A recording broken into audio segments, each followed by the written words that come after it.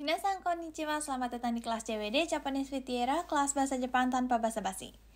Jadi hari ini kita mau belajar sesuatu yang sedikit lebih ringan. Jadi nggak terlalu panjang ya pelajarannya, hari ini cuma ada 2 slide aja. Jadi kita mulai dari yang slide pertama. N o kudasai. N, noun atau meishi, kata benda. O kudasai. Oke, ini supaya lebih gampang dibaca, saya spasiin dulu. Jadi grammar yang satu ini bisa kita pakai ketika kita minta tolong seseorang untuk mengambilkan sesuatu atau kita meminta sesuatu. Jadi misalnya kita lagi di toko, ya lagi di restoran. Terus mau minta air ke pelayannya. Kita bisa bilang, mizu o kudasai. Ya, pertama kita pakai sumimasen. Artinya adalah permisi atau maaf. Sumimasen, mizu o kudasai. Ya, sumimasen, mizu o kudasai. Tolong ambilkan saya air minum. Terus contoh kedua, miso ramen. Di Jepang ada makanan namanya ramen, ya semacam mie.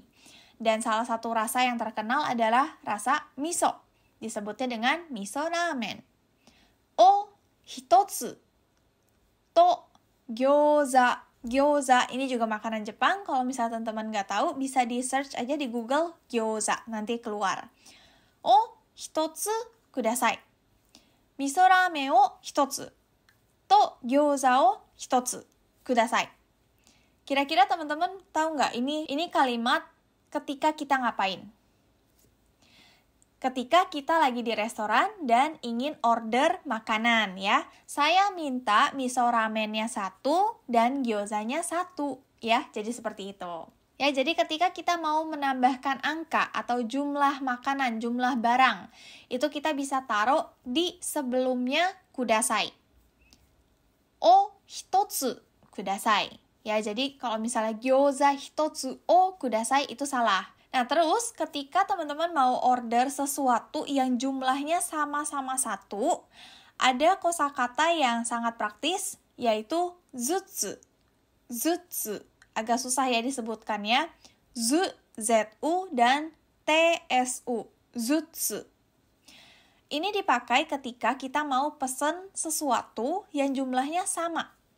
Jadi misalnya, miso ramen to gyoza o hitotsu zutsu kudasai. Maksudnya adalah masing-masing 1. Kalau misalnya masing-masing 3 menjadi miso ramen to gyoza o mitsu zutsu kudasai. Ya, paham ya? Oke, jadi itu adalah grammar nu o kudasai. Nah, sekarang kita mau masuk ke slide berikutnya. Sebenarnya teman-teman mungkin udah tahu ya ini artinya apa, cuma saya pengen review lagi aja supaya nanti pas ujian nggak ada yang kebingungan. Pertama, kita mau lihat ke enu to enu. Jadi di sini saya pengen review fungsi dari to, ya, ka, dake, shika, nai. Maksudnya adalah ketika kita translate ke bahasa Indonesia, to ini memiliki arti dan. A dan B. Jadi ketika kita taruh barangnya, ini di satu ruangan gitu misalnya ya, tas dan buku. Berarti barangnya ada berapa? 2 ya, karena memakai dan. Dan itu memiliki arti tambah, 1 tambah 1, titik-titik dan titik-titik. Berarti ini dalam bahasa Jepang menjadi kabang to hong desu. Paham ya? Lalu, ketika kita mau memakai ya nado. Enu ya enu nado. Ini artinya adalah A dan B dan lain-lain. Jadi ketika ada banyak barang, ya misalnya semuanya masuk ke sini.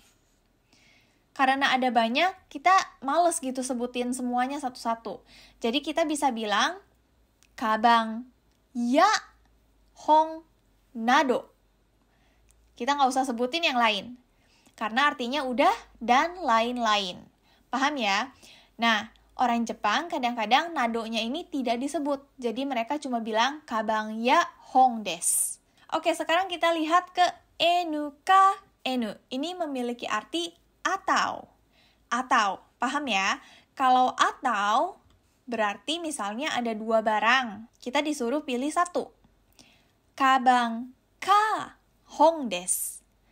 Nah, berarti jumlah barang yang dipilih itu ada berapa? 1 ya, karena atau. Kalau atau cuma boleh ambil 1. Selanjutnya, dake. Ini memiliki arti hanya. Hanya, ya. Jadi misalnya, kita beli buku. Terus kita ditanya, beli bukunya berapa banyak?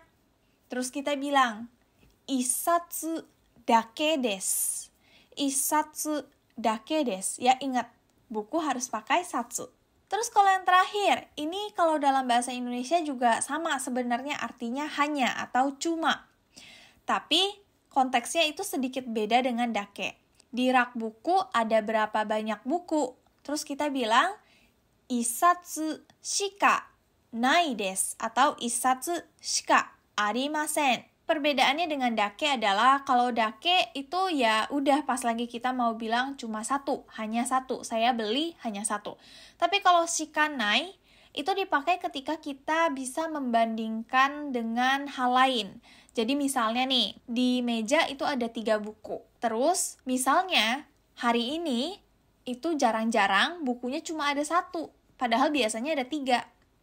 Terus kita ditanya sama orang, tsukue no ue ni nansatsu hon ga arimasu ka? Di atas meja ada berapa banyak buku? Terus kita jawab, kyou wa issatsu shika nai desu. Hari ini cuma ada 1. Ya, jadi kalau kita pakai shika itu kesannya seperti biasanya itu lebih banyak, tapi hari ini tuh cuma ada 1. Kayak gitu. Oke, jadi itu adalah pelajaran kita hari ini dan besok kita akan belajar reading atau bacaan. Jadi tetap semangat dan sampai jumpa di kelas berikutnya. Mata ne!